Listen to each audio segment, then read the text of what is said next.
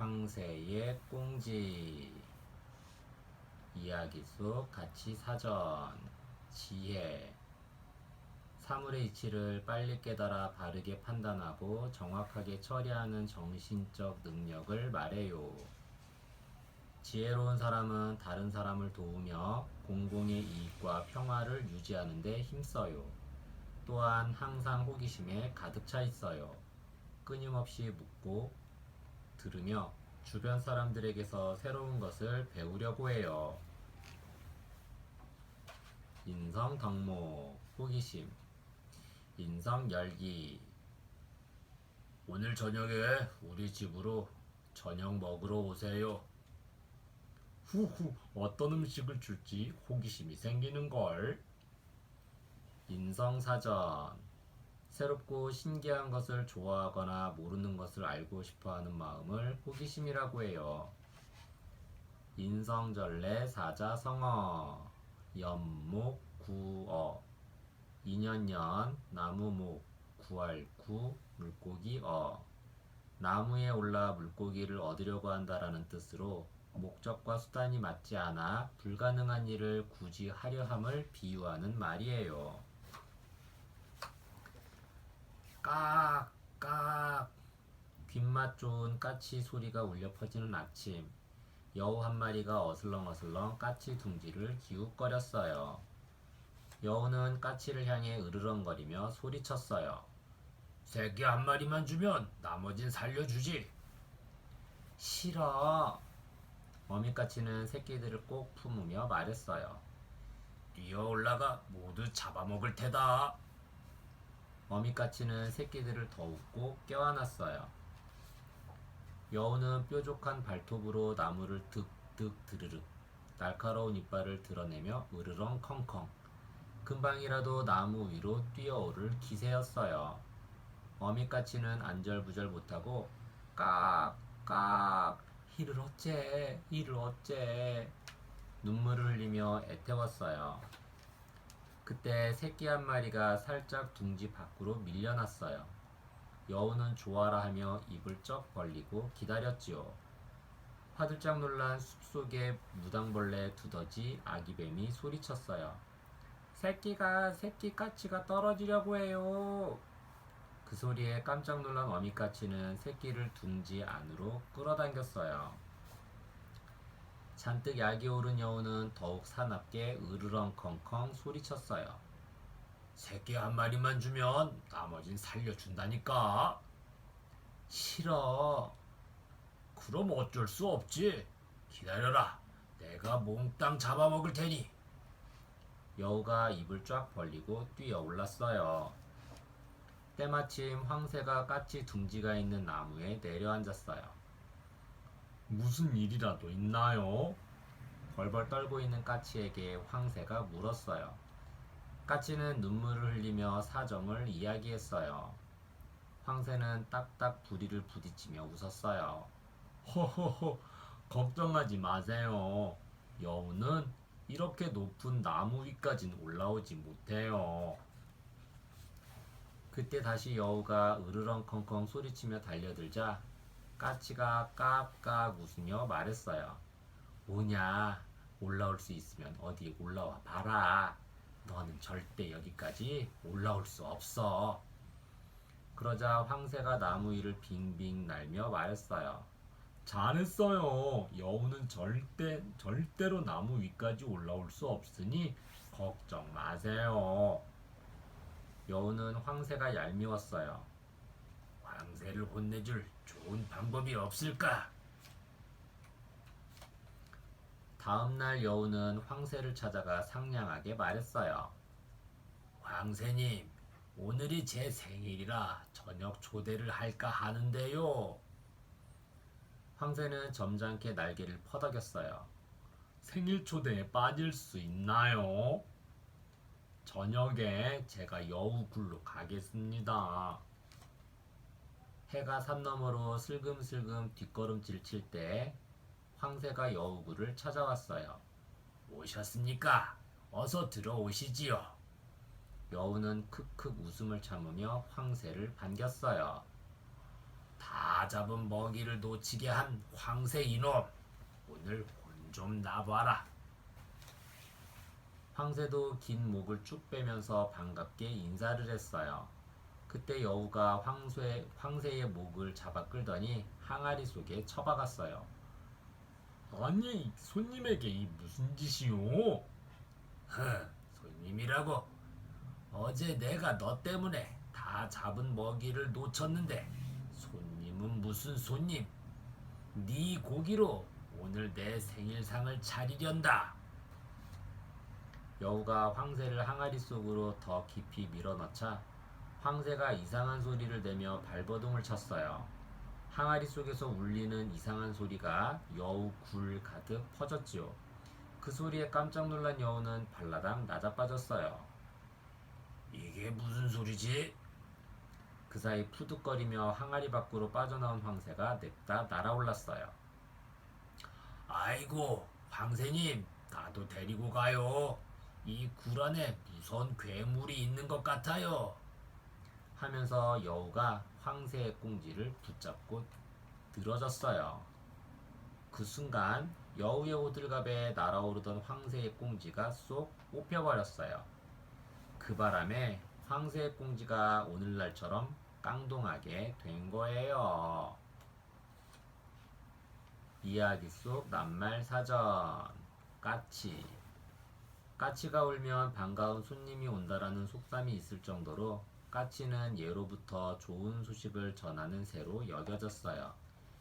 우리나라 사람들의 사랑을 많이 받는 새로 농촌에서는 감나무에서 감을 딸 때에도 까치가 먹을 까치밥 서너 개를 남겨놓았어요. 황새. 긴 다리와 긴 부리를 가진 새로 우리나라뿐 아니라 동부 시베리아와 일본 등지에서 살아요. 황새는 예로부터 우리나라에서 흔히 볼 수 있는 새였어요. 그래서 그림과 자수 등에서 흔히 황새의 모습을 찾아볼 수 있지요. 여우. 개와 비슷한 몸집을 가진 동물로 대체로 누런 갈색이나 붉은 갈색을 띠고 있어요. 주둥이는 길고 뾰족하며 꼬리는 굵고 길어요. 옛 이야기 속에서 여우는 약한 동물들을 괴롭히는 얄미운 동물로 종종 등장해요. 여우는 한 번 잡은 먹잇감은 절대로 놓치지 않고 어떤 환경에서도 잘 적응해가는 동물로 유명해요. 그래서 영리한 사람을 여우 같다라고 비유하기도 해요. 인성절레 요술항아리 황새의 꽁지에 담긴 민화 이야기. 일반 백성들의 그림인 민화 속에는 수많은 동물들이 등장해요. 민화 속의 동물들은 각각 복, 건강, 장수, 사랑, 출세 등 다양한 의미를 지니고 있지요. 그래서 이웃과 친지들에게 좋은 일이 생기기를 기원하며 민화를 선물로 주고받기도 했어요. 민화에 그려진 동물들을 살펴보고 그 속에 담긴 상징에 대해 알아보아요. 이야기 속 문화 산맥. 까치와 호랑이. 나쁜 기운으로부터 가정을 지켜주는 호랑이와 반가운 소식을 전해주는 까치를 함께 그린 그림이에요. 까치와 호랑이는 새해 첫날 복을 기원하며 주고받던 그림인 새화로 널리 알려져 있어요. 화조도. 꽃나무에서 한 쌍의 새가 정답게 있는 그림은 사랑스러운 분위기를 자아내요. 화조도는 부부가 서로 사랑하며 백년해로하라는 뜻을 담고 있어요. 어해도, 어락도. 물에 사는 동물들을 그린 그림이에요. 잉어와 메기 등의 물고기와 개, 새우, 거북, 조개 등을 많이 그렸어요. 옛사람들은 물속에서 여유롭고 풍요로운 생활을 기원하며 어해도를 그렸어요. 원숭이. 손에 복숭아를 쥐고 있는 원숭이 그림으로 자손이 번창하고 오래오래 행복하게 살라는 뜻을 담고 있어요. 원숭이가 쥐고 있는 복숭아는 장수를 의미하고 있어요. 노안도. 갈대와 기러기가 함께 그려진 그림으로 편안하고 행복하게 오래오래 살라는 소망을 담아 노인에게 선물했어요. 묘작도 고양이 그림을 칠순 생신날 선물하여 건강과 장수를 빌었어요.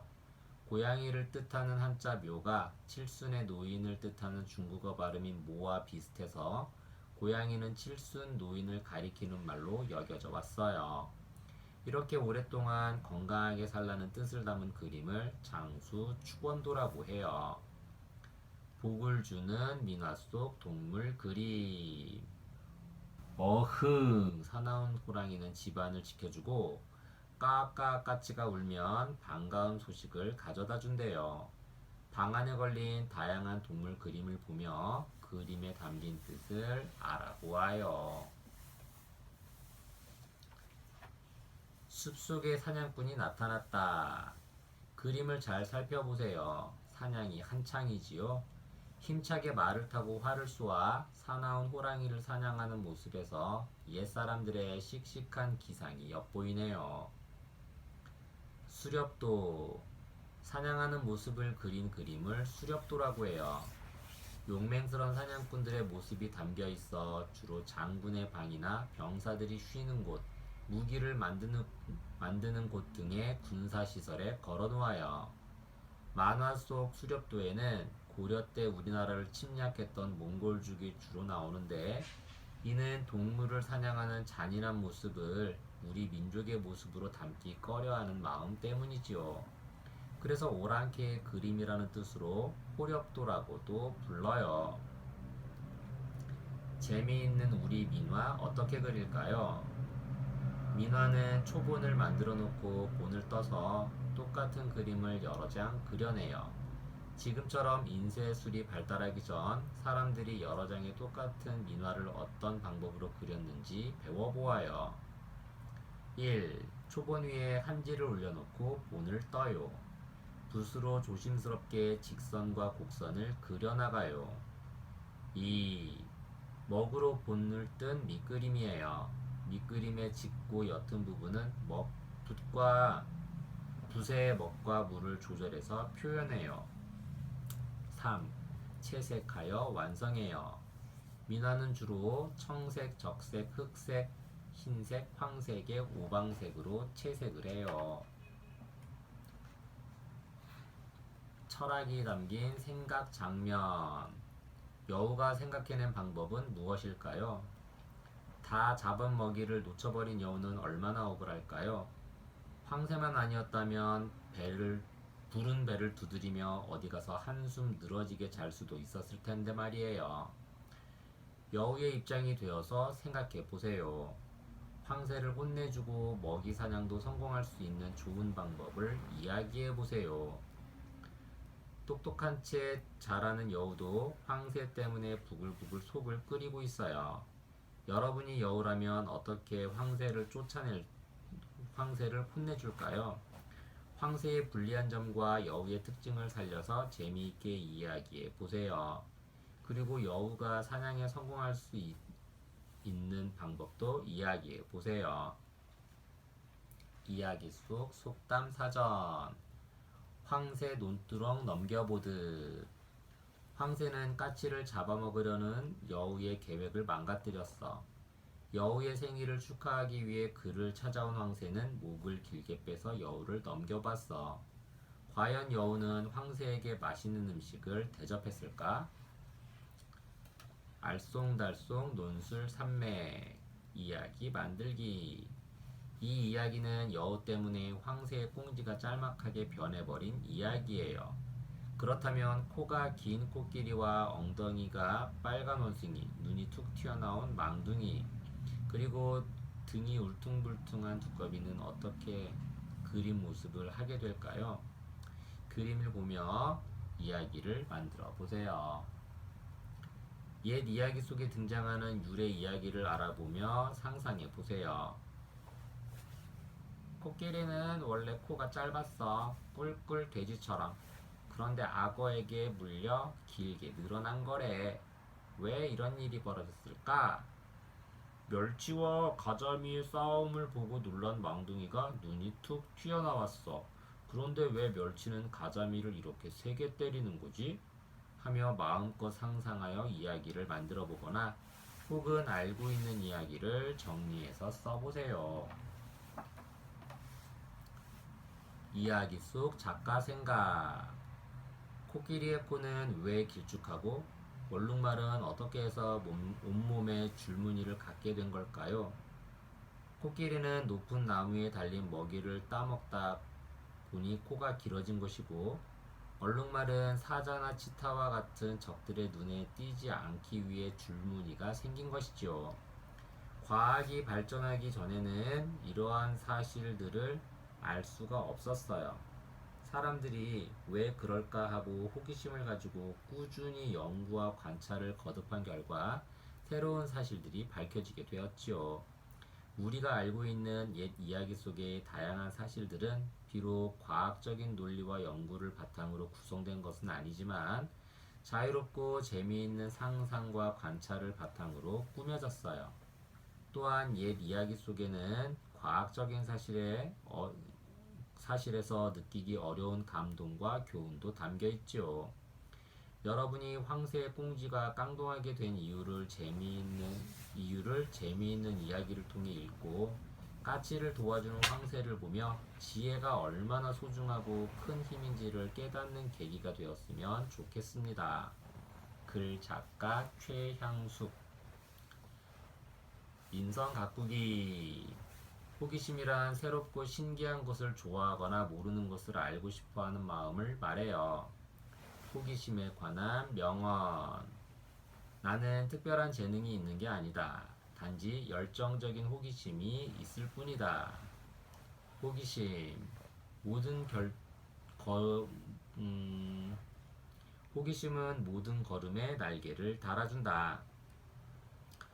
어머니가 아이에게 줄 수 있는 최고의 선물은 호기심이다.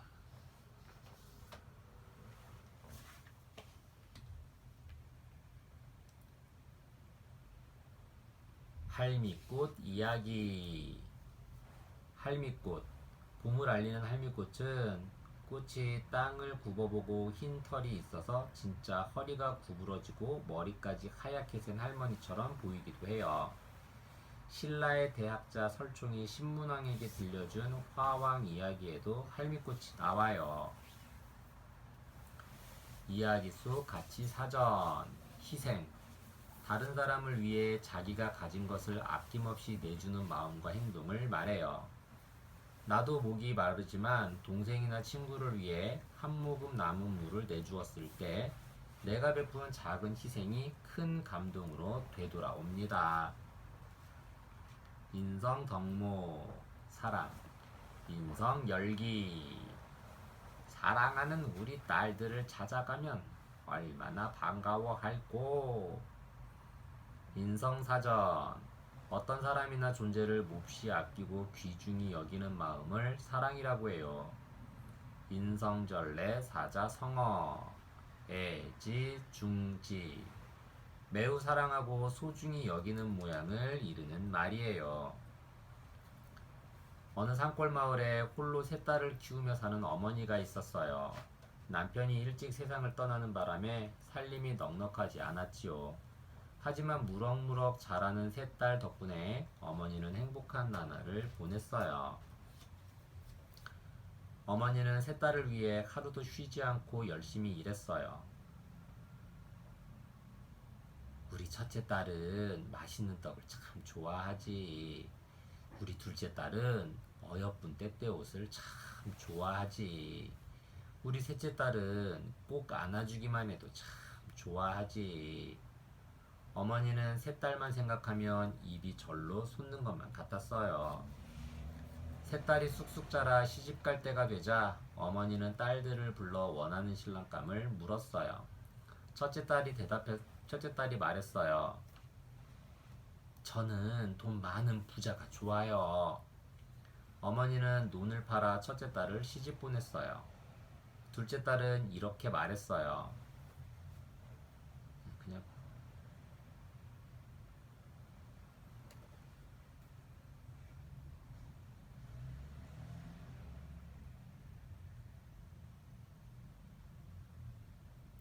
둘째 딸은 이렇게 말했어요. 저는 똑똑한 선비가 좋아요. 어머니는 밭을 팔아 둘째 딸이 원하는 곳으로 시집을 보냈지요. 어머니는 마지막 남은 셋째 딸에게 물었어요. 셋째야, 너는 어떤 사람에게 시집을 가고 싶니? 셋째 딸은 아무 대답이 없이 눈물만 흘렸어요. 홀로 남을 어머니가 너무 가엾게 느껴졌기 때문이지요. 정 많은 우리 셋째는 마음씨고 온 총각을 찾아야겠구나. 어머니는 마지막 남은 옷가락지를 팔아 셋째 딸을 시집 보냈어요. 세 딸이 떠난 집에 홀로 남은 어머니가 몹시 외로웠어요. 바느질을 하다가도 세 딸들 머리에 곱게 들이던 자줏빛 댕기를 바라보며 눈물을 흘리곤 했지요. 우리 딸들은 모두 잘 지내고 있을까? 세월이 흐르고 흘러 어머니 머리에는 하얀 서리가 내리고 얼굴에는 깊게 주름이 잡혔어요. 하루하루 시간이 갈수록 새 딸을 보고 싶은 마음도 더욱 간절해졌지요. 죽기 전에 우리 딸들 얼굴이나 한번 봤으면. 그러던 어느 추운 겨울날 지팡이에 몸을 의지한 어머니는 꽁꽁 언 고갯길을 꼬부랑꼬부랑 넘어서 쌩쌩 찬바람을 이겨내며 그리운 새 딸을 만나러 길을 떠났어요. 우리 딸들이 얼마나 반가워할꼬. 며칠 만에 어머니는 첫째 딸 집에 도착했어요. 잔치가 있는지 집안에서 고소한 음식 냄새가 솔솔 났어요. 첫째 딸을 본 어머니는 반가워 어쩔 줄 몰랐어요. 아이고 우리 딸, 어디 얼굴 좀 보자꾸나. 하지만 첫째 딸은 늙고 초라한 어머니가 못마땅했어요. 아니 이런 꼴로 여기로 오시면 어떡해요. 오늘 사람들도 많이 와 있는데 창피하니까 사람들이 보기 전에 얼른 가세요.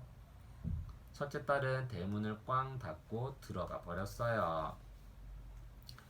어쩔 수 없이 어머니는 둘째 딸 집으로 갔어요. 둘째 딸은 어머니를 보자 화들짝 놀라며 말했어요.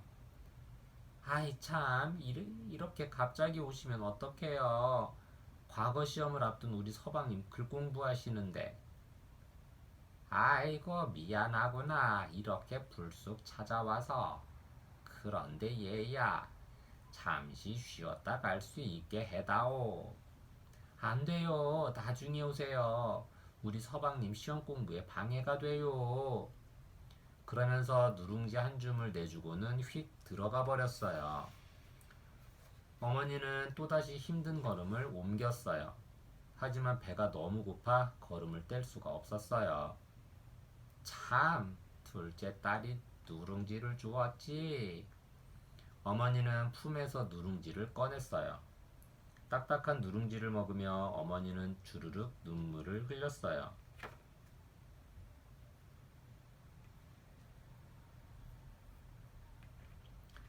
아마도 우리 셋째는 날 반겨줄 거야.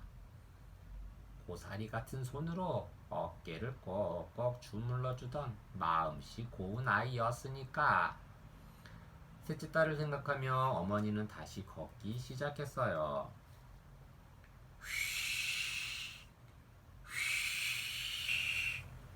사나운 눈보라가 거침없이 들판 위로 휘몰아쳤어요.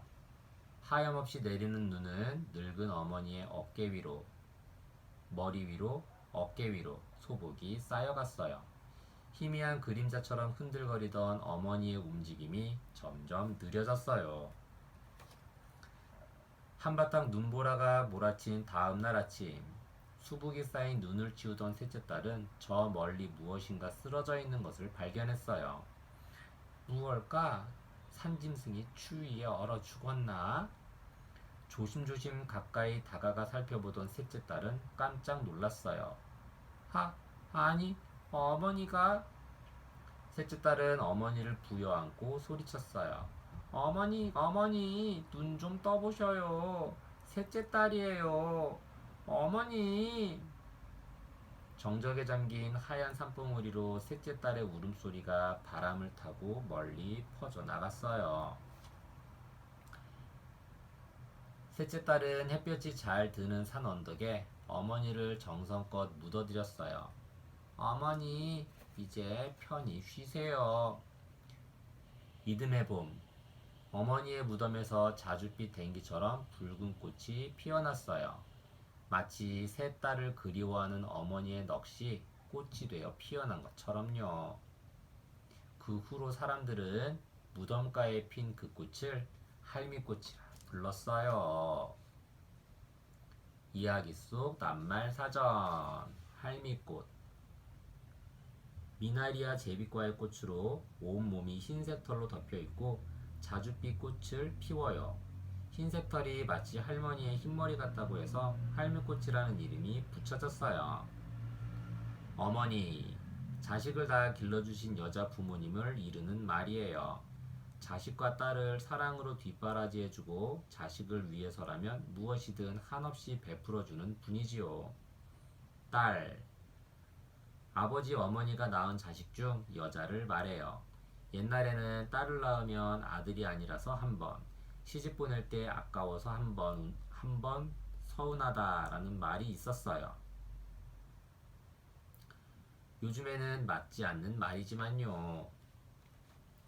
인성절레 요술랑아리 할미꽃 이야기에 담긴 할머니 이야기. 언제 들어도 정겨운 이름 할머니.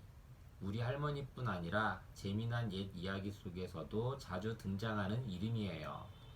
우리 마음속 깊이 자리하고 있는 할머니는 어떤 분일까요? 할머니에 대한 친구들의 생각을 들어보고 할머니의 물건도 살펴보아요. 이야기 속 문화 산맥. 할머니, 우리 할머니. 맛있는 사탕 모았다가 내게 주시고 잠이 오지 않는 무서운 밤에는 재미있는 이야기로 나를 재워주시죠. 내 친구들은 할머니 하면 다음과 같은 것들이 떠오른대요. 우리 할머니는 이야기 주머니를 가지고 있어요. 김지현. 우리 할머니는 항상 웃어요. 이예진. 우리 아빠와 엄마의 엄마. 신가원. 우리 집 대장이에요. 배지희. 주름살이 많아요. 김수인. 마고할미. 신영현. 흰머리. 이상욱. 제주도에서는 할망이라고 불러요. 신영미. 할머니 냄새가 좋아요. 박민혜. 무서워요. 어제도 할머니한테 혼났어요. 최미현. 마술사요. 무엇이든 척척 알아맞히고 내가 원하는 건 뭐든 해주세요. 김성재. 까만 할머니, 우리 할머니는 시골에 사세요. 권나영. 난 할머니를 본 적이 없어요. 내가 태어나기 전에 돌아가셨대요. 김건희. 쪼글쪼글 할머니 손. 이예림. 할머니 사랑해요. 배지선. 맛있는 간식을 주시는 분이세요. 그림을 그려주신 화가 선생님의 할머니예요. 할머니 물건을 살펴볼까요? 할머니, 우리 할머니. 내가 배가 아파 울면 내 배를 살살 만져주시고 냠냠 맛있는 간식도 만들어주시죠. 할머니 방을 살짝 들여다봐요. 비녀. 아침마다 곱게 빗은 머리를 틀어 올려 비녀를 꽂으세요. 사진. 젊었을 때 우리 할아버지와 할머니가 다정한 모습으로 찍은 사진이에요. 참빗. 할머니 빗은 모양이 독특해요. 이 빗으로 머리를 빗으면 단정하게 빗겨지는데 빗살이 뾰족해서 좀 아파요. 돋보기. 책이나 신문을 보실 때 사용하시는 돋보기예요. 할머니는 이상하게도 가까이 있는 글씨를 잘 못 보세요. 가락지. 할아버지가 사주셨다는 가락지는 언제나 애지중지 아껴두세요. 그러다가 나들이를 갈 때만 쌈지에 넣어둔 반지를 꺼내요. 양산과 모자.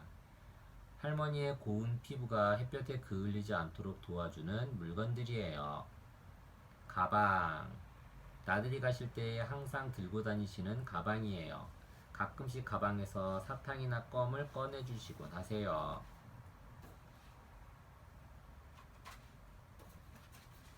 옷. 우리 할머니는 고운 옥색 한복도 예쁜 양장 치마도 모두 잘 어울려요. 고무신. 고모가 사다 주신 예쁜 구두도 있지만 할머니는 고무신이 더 걷기 편하시대요. 장갑. 멋쟁이 우리 할머니는 주름진 손을 가린다며 고운 망사 장갑을 끼세요. 나는 할머니 손이 좋은데. 지팡이. 아이고 허리야, 아이고 다리야 하시지만 지팡이를 짚고 걸으면 편하시대요. 할머니, 제가 지팡이 많이 사드릴게요. 아프지 마세요. 버선. 신고 벗기 불편할 것 같은데 할머니는 버선이 양말보다 더 편하시대요. 손수건. 늘 손에 꼭 쥐고 다니는 할머니 손수건에는 할머니 냄새가 배어 있어요. 철학이 담긴 생각 장면. 할머니는 셋째 딸을 만날 수 있을까요? 어머니가 셋째 딸을 만나기 위해 눈보라 속을 힘겹게 걷고 있어요. 과연 셋째 딸은 어머니를 반갑게 맞아줄까요? 그리고 지금까지의 이야기를 떠올리면서 여러분의 생각을 이야기해 보세요. 이야기 속 주인공들에게 들려주고 싶은 말이 있다면 이름을 부른 후 말해보세요. 셋째야, 빨리 나와봐. 어머니가 오고 계셔. 첫째야, 너는 너무했어. 하는 식으로 말이에요. 지금까지의 이야기를 떠올리면서 다음에 이어질 상황을 이야기해 보세요. 그리고 이야기의 내용을 잘 이해했다고 생각되면 이야기 속 주인공들과 대화하는 놀이를 해보세요. 내가 첫째 딸의 역할을 한다면 부모님은 어머니의 역할이 되어 대답하고 또 입장을 바꾸어 보기도 하면서 등장인물과 대화를 해보세요. 이야기 속 속담 사전. 할머니 손은 약손, 아기 배는 똥배. 어렸을 적에 배가 아플 때면 항상 할머니가 쓱쓱 배를 문질러 주셨어. 할머니 손은 약손, 아기 배는 똥배 하시면서 말이야. 그러면 감쪽같이 아픈 배가 싹 낫곤 했지. 할머니 손은 정말 약손인가 봐. 알쏭달쏭 논술 산맥. 재미있는 꽃 이름 짓기. 구부러진 허리에 흰머리까지 할미꽃은 이름처럼 할머니를 꼭 닮았어요. 꽃 중에는 이렇게 재미난 이름이 많이 있어요. 꽃 이름을 읽어보고 왜 그런 이름이 붙었을지 생각해 보세요. 또 네모 안에 내가 생각하는 새로운 꽃 이름을 지어주세요. 나팔꽃, 안진뱅이꽃, 애기똥풀, 페랭이꽃, 할미꽃, 노루오줌, 달맞이꽃, 처녀치마. 달맞이꽃은 밤하늘에 뜬 노란 둥근 달을 닮았어요. 나팔꽃은 나팔 모양을 닮았고요. 하지만 이 꽃 이름은 모양만 보고 이름이 붙여진 건 아니에요. 노루오줌은 칙칙하고 오줌 냄새가 난다고 해서 붙여진 이름이에요. 또 애기 똥풀은 줄기를 꺾어보면 아기 똥처럼 생긴 노란 애기 나온다고 해서 붙여졌고요. 꽃의 모양과 이름을 살펴보고 왜 그런 이름이 붙여졌는지 생김과 습성을 살펴보며 이야기해 보세요. 주변에서 쉽게 볼 수 있는 꽃들에게 나만의 이름을 지어주는 것도 재미나지요. 이야기 속 작가 생각. 우리를 낳아주고 길러주신 어머니의 은혜는 그 무엇으로도 다 보답할 수 없을 거예요. 자식을 위해 어머니가 베푸는 사랑과 희생은 하늘과 같이 넓고 끝이 없기 때문이죠. 할미꽃 이야기에 나오는 어머니도 세 딸을 위해 아낌없이 사랑을 베풉니다. 비록 혼자 몸이라 살림살이가 넉넉하지 않지만 세 딸만은 곱고 착하게 키웠고 세월이 흘러 혼례를 치를 나이가 되자 딸들이 원하는 신랑감에게 시집도 보냈습니다. 하지만 딸들은 어머니의 정성과 보살핌을 당연하다고 생각한 것 같아요. 늙고 병든 몸으로 힘겹게 찾아간 어머니를 첫째 딸과 둘째 딸은 창피하다며 집에 들이지 않았어요. 결국 어머니는 정 많던 셋째 딸을 찾아가다가 차가운 눈길 위에서 눈을 감고 맙니다. 여러분은 할미꽃 이야기를 읽으면서 어머니의 사랑을 다시 한번 느꼈을 거예요. 이 이야기가 여러분에게 진정한 효에 대해 생각하고 스스로를 되돌아보는 기회가 되기를 바랍니다. 글 작가 박영희. 인성 가꾸기. 사랑이란 어떤 사람이나 존재를 몹시 아끼고 귀중히 여기는 마음을 말해요. 사랑에 관한 명언. 사랑받고 싶다면 사랑하라. 그리고 사랑스럽게 행동하라. 사랑이란 서로 마주보는 것이 아니라 둘이서 똑같은 방향을 내다보는 것이다. 아버지의 사랑은 무덤까지 이어지고 어머니의 사랑은 영원까지 이어진다.